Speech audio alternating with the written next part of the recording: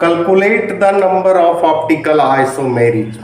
कहता है optical isomerism किसी भी कंपाउंड में आप कैसे निकालेंगे। तो बच्चों बोर्ड पर नजर रखेंगे।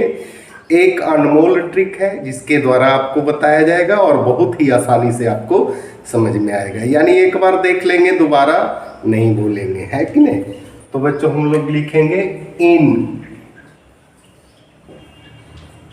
Optical isomers,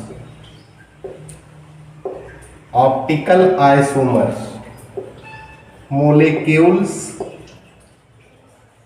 are divided into three parts। कहता है कि ऑप्टिकल आइसोमेरिज्म में मोलिक्यूल्स को तीन कैटेगरी में रखा गया। पहला कैटेगरी वैसा मोलिक्यूल्स जिसका विखंडन ना हो, है ना, यानी पहला molecules can not be divided into two parts। अब ले लेते हैं एग्जांपल में बच्चों लैक्टिक एसिड को।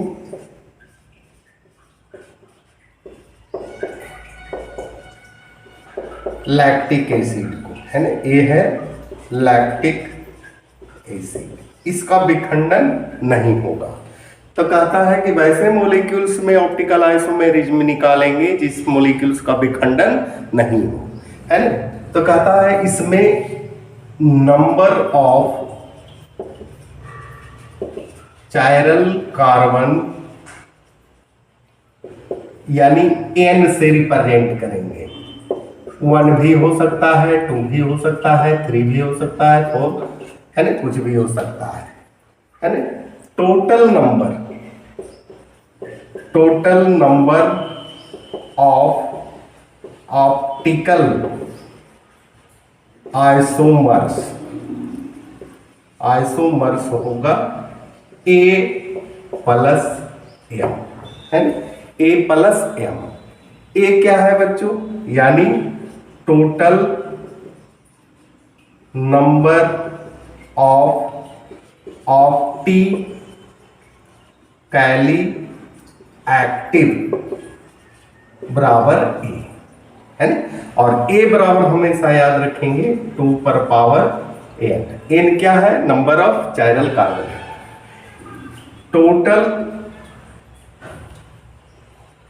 Total number of meso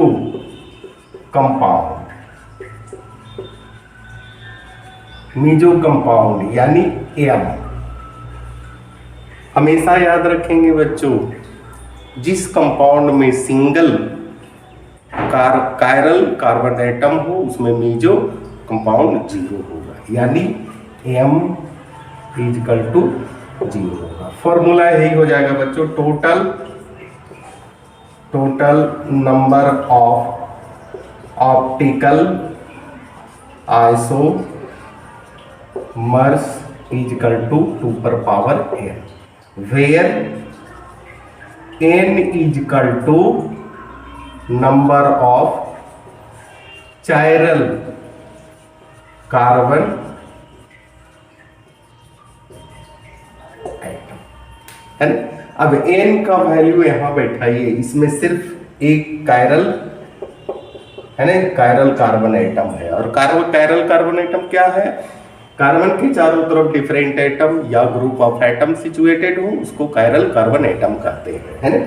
formula में वैल्यू बैठाएंगे, अगर निकालना चाहेंगे 2 पर पावर 1 = 2। यही टोटल ऑप्टिकल आइसोमेरिज्म इसमें बनेगा। दूसरा point, molecules can be divided into 2 parts। कहता है कि मॉलिक्यूल्स के 2 भाग में बांटा जाएगा, है ना, लेकिन इसमें number of chiral carbon atom even number में होना चाहिए, है ना।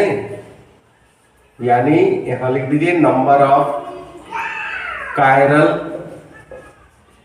कार्बन एटम, यानी n इक्वल टू 2 हो, 4 हो, 6 हो, 8 हो, है ना। एग्जाम्पल में बच्चों ले लीजिए,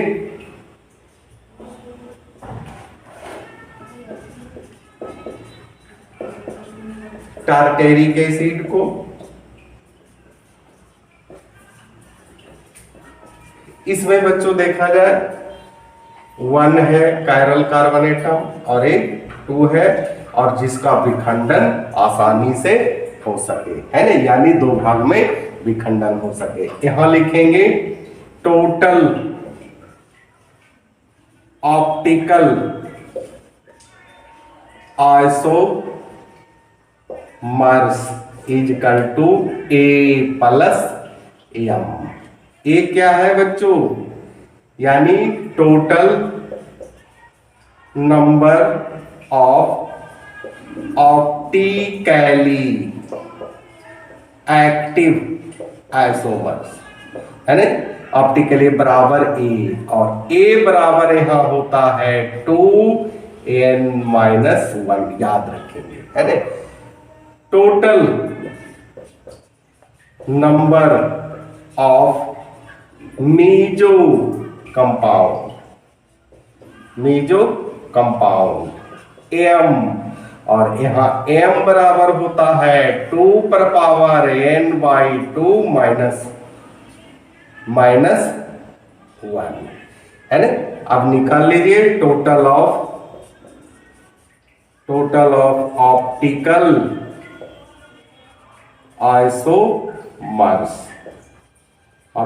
आइसोमर्स, यानी a है, a इतना है 2 पर पावर n-1, इसको ब्रैकेट में लिखेंगे, प्लस m बराबर है 2n/2 माइनस 1, है ना। यही है आपका फॉर्मूला। अब बच्चों हम लोग इस कंपाउंड में निकाल लेते हैं, फॉर्मूला में बैठाइए। 2n के जगह पर 2 कायरल कार्बन एटम है, n के जगह पर क्या लिखेंगे, number of chiral carbon atom, यानी 2 - 1 प्लस यहां 2n/2, n के जगह पर क्या देंगे 2 माइनस 1, यानी 2 पर पावर 1 हो गया 2, यहां हो जाएगा 1 में से 1, यानी 1 बराबर 3। यही जो है आपका दूसरा point, molecules can be divided into 2 parts, लेकिन इसमें जो chiral number of chiral carbon atom होगा इवन नंबर में होगा। बच्चों इसको नोट किया जाए।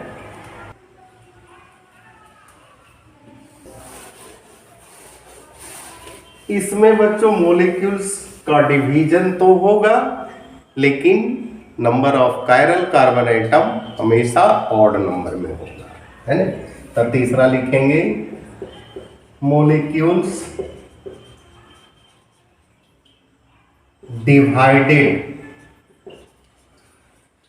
Into 2 parts, but number of chiral carbon atom bracket में लिख लेंगे, n बराबर 3 होगा, 5 होगा, 7 होगा, 9 होगा, इस प्रकार से, है ना। अब बच्चों हम लोग एग्जांपल देख लेते हैं।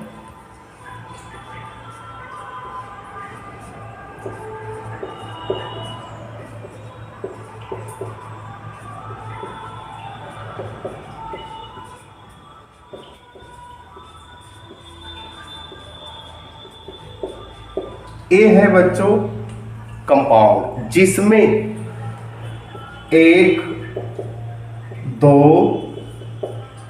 3, है ना। ऑड नंबर में है कि नहीं, ऑड नंबर मीन्स विषम संख्या, ऑड नंबर में number of chiral carbon atom, तो हमेशा number of chiral carbon atom odd number में हो। इसका विखंडन यहां से होगा बच्चों, यहां से, है ना। तो कहता है विखंडन होगा लेकिन number of chiral carbon atom क्या होगा, हमेशा ऑड नंबर में होगा। यहां लिखेंगे total number of optical isomers बराबर ए प्लस एम।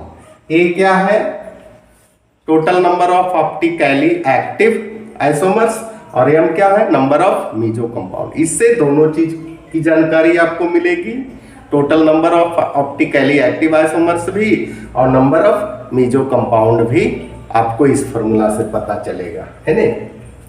अब हम लोग करते हैं टोटल नंबर ऑफ ऑप्टिकली